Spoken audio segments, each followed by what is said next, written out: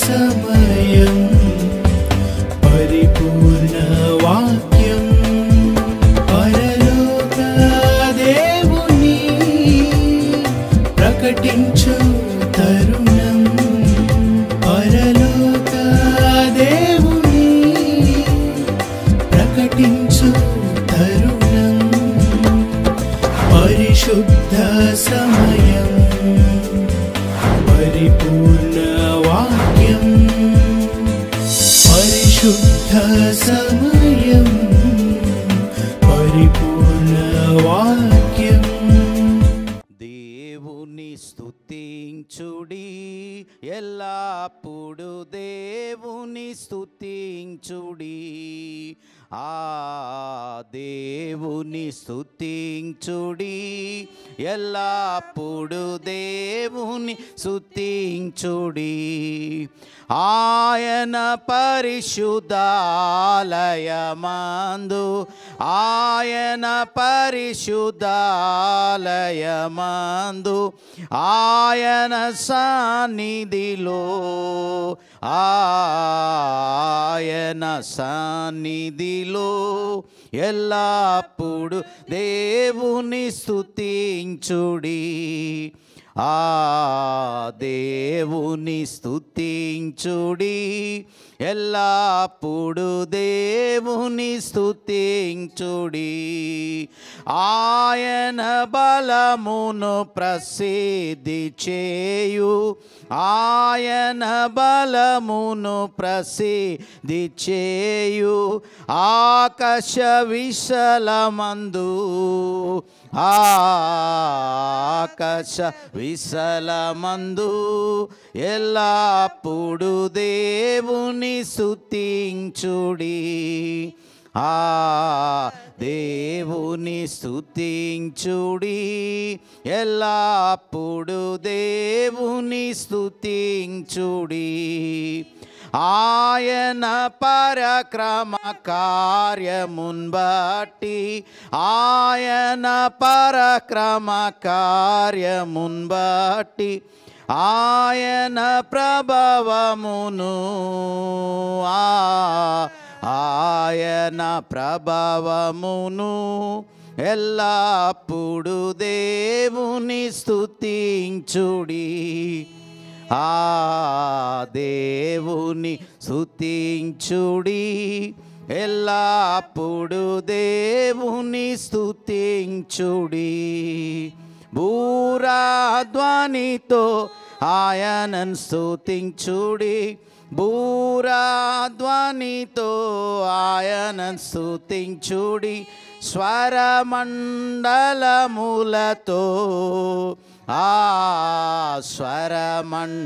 స్వరమండలములతో ఎల్లప్పుడు దేవుని స్తుతించుడి దేవుని స్తుతించుడి ఎల్లప్పుడు దేవుని స్తుతించుడి సన్నతంతుల సితారతోను సన్నతంతుల సితారతోను చక్కని స్వరములతో చక్కని స్వరములతో ఎల్లప్పుడు దేవుని స్తుతించుడి దేవుని స్తుతించుడి ఎల్లప్పుడు దేవుని స్తుతించుడి తంబురతోను నాట్యముతోను తంబురతోను నాట్యముతోను తంతివాద్యములతో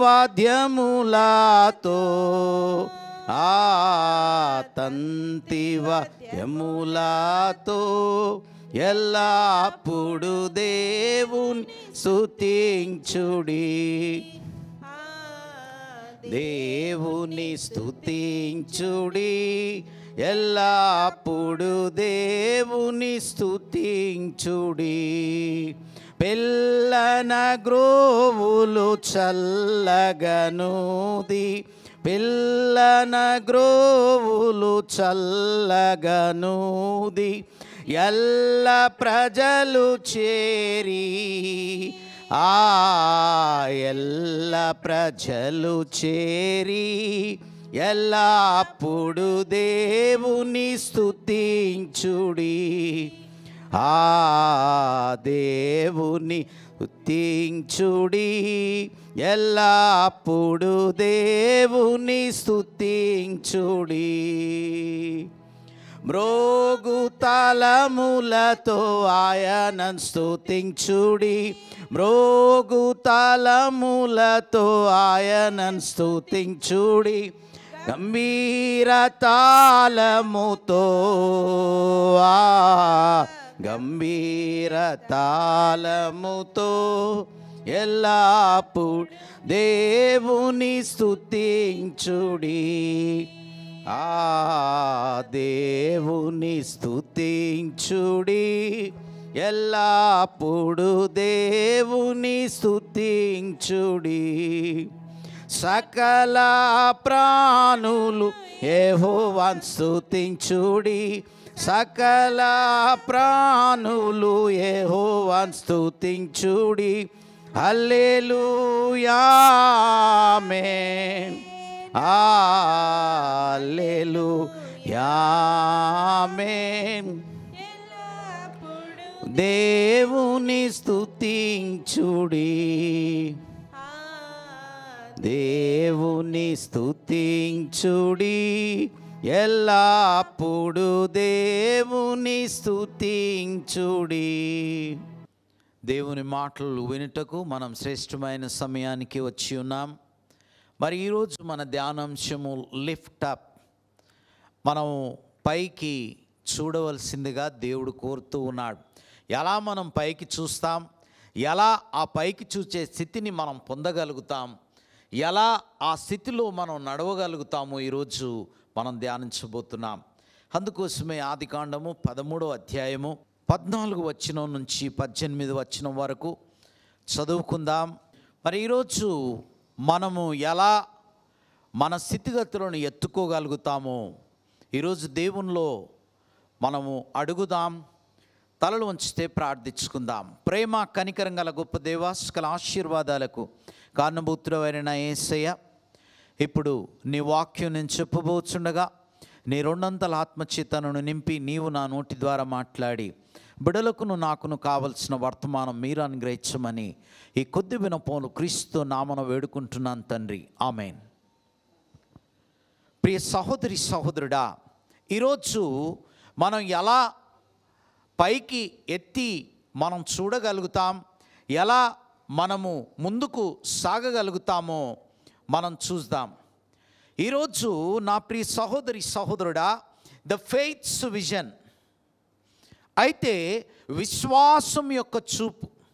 ఈరోజు నీ జీవితం నా జీవితంలో దేవుని తట్టు విశ్వాసంతో మనం చూస్తూ ఉంటే ఆ విశ్వాసం చూపును దేవుడు మరి అంగీకరించేవాడుగా ఉంటాడు.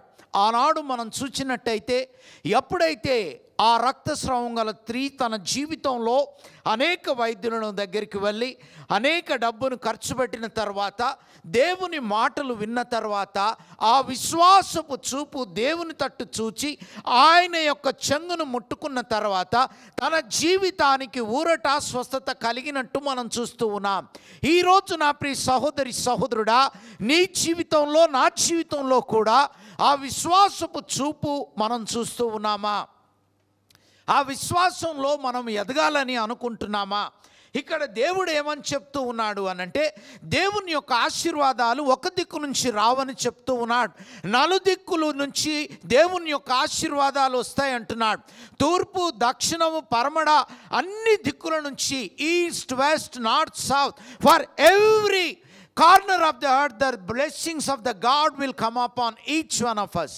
అయితే ఈరోజు ప్రత్యేకంగా అబ్రహాం జీవితంలో మరి దేవుడు ఎలా పనిచేస్తూ ఉన్నాడో మనం చూద్దాం. అందుకోసమే ద ఫెయిత్స్ విజన్. ఈరోజు నీ పనులు కాలేదని నువ్వు దేవునికి దూరంగా అయిపోయావేమో, ఈరోజు నీ జీవితంలో కష్టాలు నష్టాలు కలుగుతున్నాయని దేవుని పట్ల చూపే తగ్గించావేమో, అందుకోసమే ఈరోజు దేవుడు నీతో నాతో మాట్లాడాలని ఆశ కలిగి ఉన్నాడు. ఈరోజు మనం గమనించినట్టయితే మన జీవితాలలో మనం ఎవరి కోసం నివసిస్తామమ్మా? మొట్టమొదటిగా మన శరీరము, మన ఆశల కోసం ఉంటాం. రెండోదిగా మనతో ఉన్నవారి కోసం ఉంటాం. అదే రీతిగా మూడోదిగా చివరిగా ఎవరి కోసం ఉంటాం? దేవుని కోసం ఉంటాం. అందుకోసం ఈరోజు మొట్టమొదటిగా Abraham లీవ్డ్ for other, not for self. ఈరోజు చాలా జాగ్రత్తగా మనం వినాలి. దేవునితో నడిచేవారు వారి కోసం తక్కువగా, ఇంకొకరి కోసం ఎక్కువగా జీవించే జీవితాన్ని మనం కనుగోవాలని దేవుడు తెలియచేస్తూ ఉన్నాడు. అందుకోసమే ఇక్కడ మనం చూసినట్టయితే వెన్ అబ్రహాం రిటర్న్, ఎప్పుడైతే ఐగుప్తు నుంచి అబ్రహాము తిరిగి కానానుకు వచ్చాడో అక్కడ దేవునికి బలిపీఠం కట్టించాడు. బలిపీఠం దేనికి సాదృశ్యంగా ఉంది? ఈరోజు నీ హృదయానికి సాదృశ్యంగా ఉంది. ఈరోజు ఆ బలిపీఠం చక్కగా ఉంటే దేవుడు ఏం చేస్తాడు? ఆ బలిపీఠం పైన వచ్చి మరి సింహాసన ఆసీనుడు అవుతాడు. అందుకోసమే ఈరోజు నీ హృదయంలోనికి దేవుడు రావాలి అనంటే, నీ హృదయంలో ఉండాలి అనంటే, ఆయన రారాజుగా నీతో నడవాలి అనంటే నీ జీవిత తలుపులను తెరిచావా? నీ జీవితంలో నీకోసమే నువ్వు జీవిస్తూ ఉన్నావు. నీ జీవితంలో నీకోసమే నువ్వు నడుస్తూ ఉన్నావు. నీ సుఖము, నీ యొక్క అక్కరలే నువ్వు చూస్తూ ఉన్నావు. కానీ దేవుని కోసం జీవించి దేవుని కోసం పర్తపిచ్చే ఆ సమయాన్ని దేవునికి నువ్వు ఇస్తూ ఉన్నావా? అయితే ఇక్కడ అబ్రహాము మరి ఏం చేస్తున్నాడు అని మనం చూస్తే దేవుని కోసం, అందుకోసం అపోస్తలుడైన పౌలు రోమా సంఘంతో చెప్తూ ఉన్నాడు 12వ అధ్యాయం 10వ వచనంలో మన జీవితంలో ఆత్మీయ జీవితం ఎంత అవసరమో చెప్తూ ఉన్నాడు. చాలమ్మా ఈరోజు సహోదర ప్రేమ విషయంలో ఫిలియో అంటే మరి సహోదర ప్రేమను మనము కనపరచుటకు, అదే రీతిగా ఈరోజు మన ఘనత మనం చూసుకుంటున్నాం, కానీ ఇంకొకరి ఘనతకు ఎవరైనా పాత్రులుగా ఉండాలని అనుకుంటున్నారా? నో. అందుకోసమే నా ప్రియ సహోదరి సహోదరుడా, the Abraham first లీవ్డ్ for not self but he లీవ్డ్ for others. మొట్టమొదటిగా అబ్రహాం ఇతరుల కోసం జీవించే జీవితాన్ని ఎంచుకున్నాడు. ఇతరుల కోసం పర్తపిచ్చే జీవితాన్ని ఎంచుకున్నాడు. ఇతరుల కోసం కష్టపడే జీవితాన్ని ఎంచుకున్నాడు. ఇతరుల కోసం ప్రయాసపడే జీవితాన్ని ఎంచుకున్నాడు. ఇతరుల కోసము ఎంతగానో ప్రలాపించే జీవితాన్ని ఎంచుకున్నాడు. ఈరోజు నీ జీవితంలో, నా జీవితంలో దేన్ని ఎంచుకుంటున్నావు? దేనికోసం పర్తపిస్తూ ఉన్నావు? దేనికోసం నువ్వు కావాలనుకుంటున్నావు? అందుకోసమే ఈరోజు దేవుడు అంటున్నాడు, నీవు నీ జీవితంలో ఇతరుల ఘనత కోసం నీవు ప్రయాసపడుతూ ఉన్నావా? ఇతరుల కోసం నీ జీవితంలో ఎప్పుడైనా దేన్నైనా ఫలంగా పెట్టావా? అయితే ఈరోజు మొట్టమొదటి గుణం అబ్రహాము వేరే వారి కోసం జీవించాడు. రెండవదిగా Abraham లీవ్డ్ by faith not by site. ఈరోజు చూపును బట్టి అబ్రహాం నడవలేదు, విశ్వాసంను బట్టి అబ్రహాం నడుస్తూ ఉన్నాడు. ఈరోజు నీ జీవిత విశ్వాసం ఏ రీతిగా ఉంటుంది? నీ జీవిత విశ్వాసంలో నువ్వు ఎలా ఉంటున్నావు? ఎప్పుడైతే అక్కడ మనం చూస్తే no matter the lord did, Abraham was not worried about his future. ఈరోజు చాలామంది వారి భవిష్యత్తు కోసము పరితపిస్తూ ఉంటారు. నా భవిష్యత్తు ఏమైపోతుందో, నా భవిష్యత్తులో నేను ఎలా ఉండగలుగుతాను, నా భవిష్యత్తులో నా జీవితం నిజంగా ఒక ఫలాభరిత జీవితం ఉంటుందా లేదా అని మనము ఎంతగానో మరి చింతిస్తూ ఉంటాం. అందుకోసమే నా ప్రియ సహోదరి సహోదరుడా, ఈరోజు are you going by sight, are you going by faith? ఈరోజు నిజంగా విశ్వాసంతో నువ్వు నడుస్తూ ఉన్నావా లేదా నువ్వు చూచిన దాన్ని బట్టి నడుస్తూ ఉన్నావా? అందుకోసమే అక్కడ మన లోతును మనం చూస్తే తన చూచిన దాన్ని బట్టి తను ఎన్నుకున్నాడు. He has seen that Jordan, అక్కడ చాలా బాగుంది అనుకున్నాడు. అదే రీతిగా సొదొమ గొమొర మంచిగుంది అనుకున్నాడు. ఈరోజు నా జీవితంలో, నీ జీవితంలో కూడా మనం ఎలా ముందుకు వెళ్ళాలి? By sight or by faith. ఇక్కడ మనం చూస్తే మరి he knows everything, it was in the hands of Lord. అందుకోసము అబ్రహాంతో దేవుడు అంటున్నాడు, అయ్యా నీ జీవితంలో మరి ఇరుదిక్కు నుంచి నాలుగు దిక్కుల నుంచి నిన్ను ఆశీర్వదిస్తాను అంటున్నాడు. ఆమేన్. ఈరోజు నిజంగా నీ జీవితంలో ఆశీర్వాదాలు రావాలి అని అంటే నలుదిక్కుల నుంచి రావాలి అని దేవుడు తెలియచేస్తూ ఉన్నాడు. అవి రావాలి అని అంటే మొట్టమొదటిగా దేవుని రాజ్యాన్ని, నీతిని నువ్వు వెతకాలి. దేవుని కోసం పరితపించుట ప్రారంభించాలి. దేవుని కోసము ఆకలి కలిగి ఉండాలి. దేవుని కోసం నీ జీవితంలో ఎంతగానో తృష్ణ కలిగి ఉండాలి. అందుకోసం దావీదు అంటాడు, అయ్యా నేను నీ కోసం తృష్ణ కలిగి ఉన్నాను. మరి ఎలాగైతే దుప్పి నీటి వాగుల కోసమో అది ఎదురు చూస్తుందో ఆ రీతిగా నా జీవితంలో నీ కోసం ఎదురు చూస్తూ ఉన్నానని చెప్తూ ఉంటున్నాడు. ఈరోజు మన జీవితంలో నా ప్రియ సహోదరి సహోదరుడా అలా మనం ఉంటున్నామా అని మనం చూసుకోవాలి.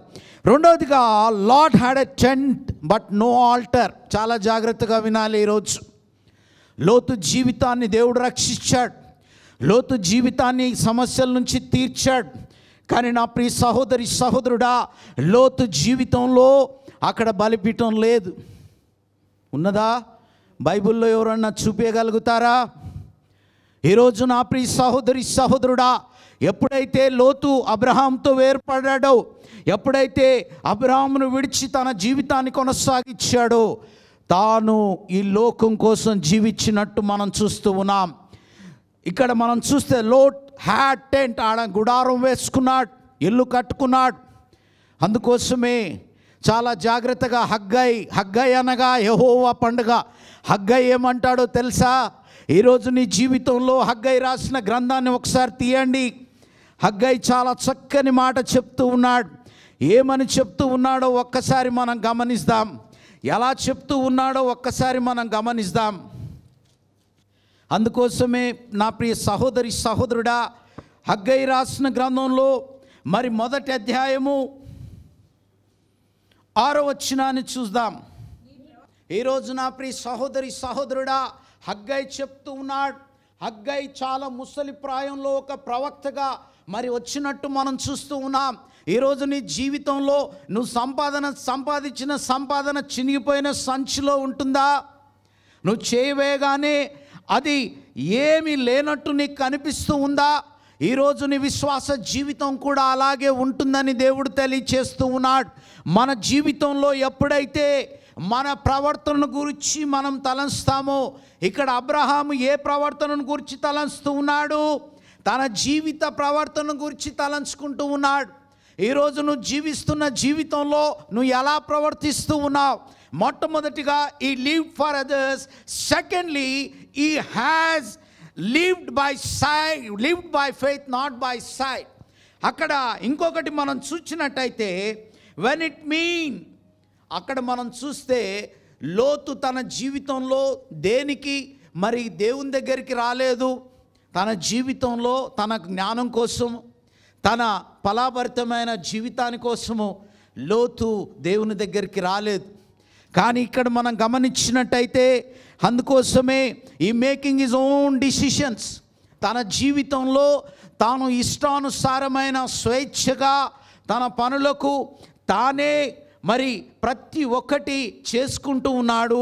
ప్రతి ఒక్క దాన్ని. అందుకోసము యాకోబు రాసిన పత్రిక, యాకోబు జీవితంలో ఎలా యాకోబు మారాడో తెలుసా?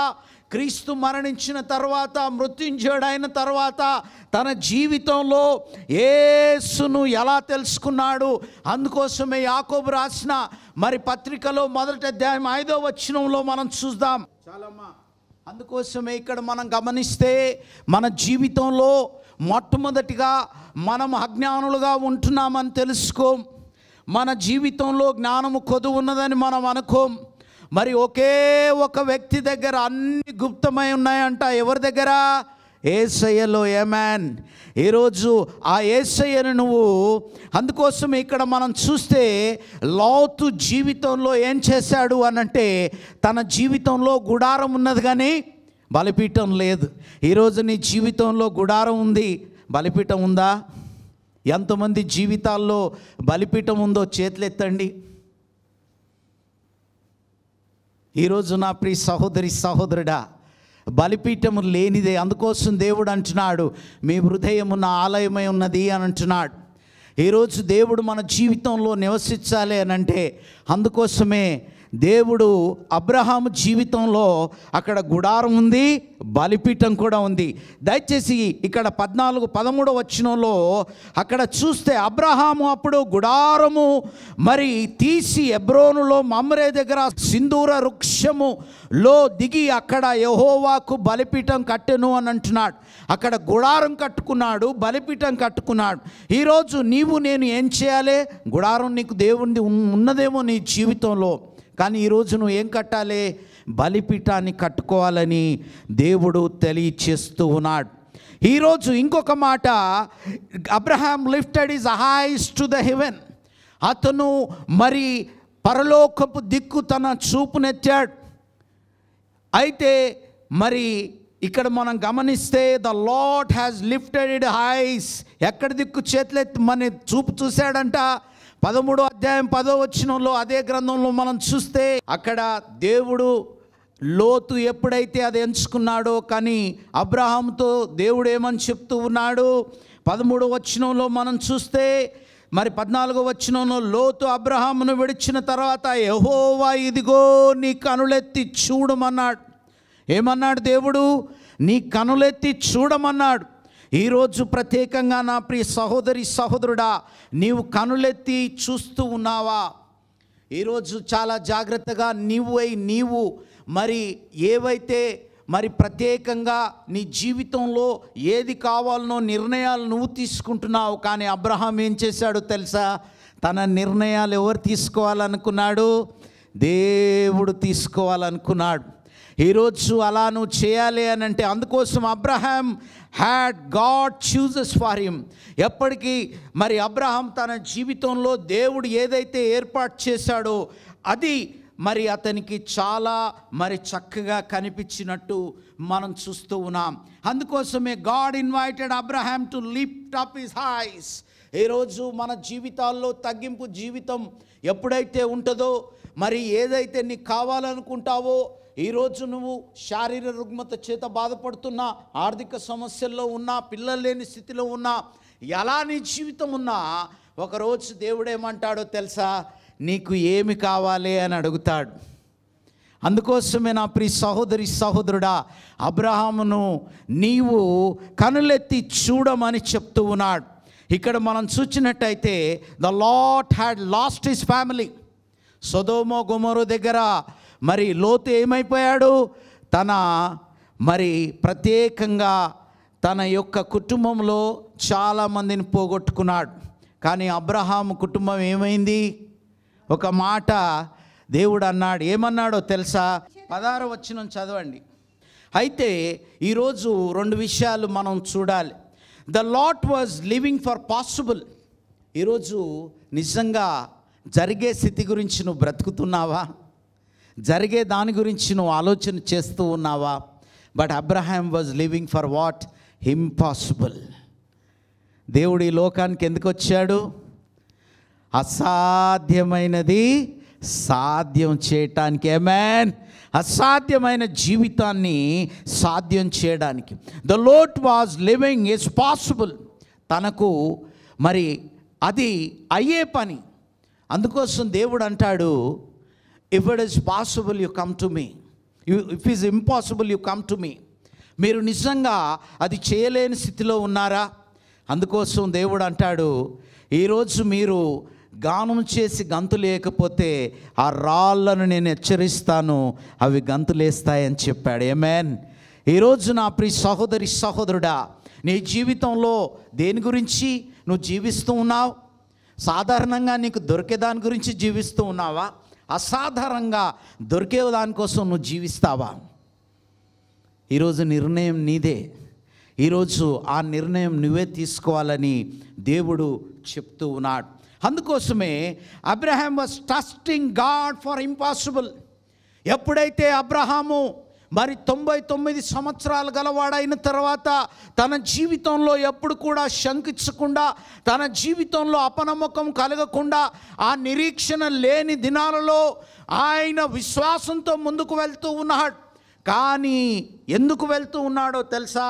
అసాధ్యమైన దేవుడు, అందుకోసమే ఆయన నా ముందు నడుస్తున్నాడు కాబట్టి నీ పనులన్నీ ఏం చేస్తాడు? ఆయన సాధ్యపరుస్తాడు. ఆమేన్.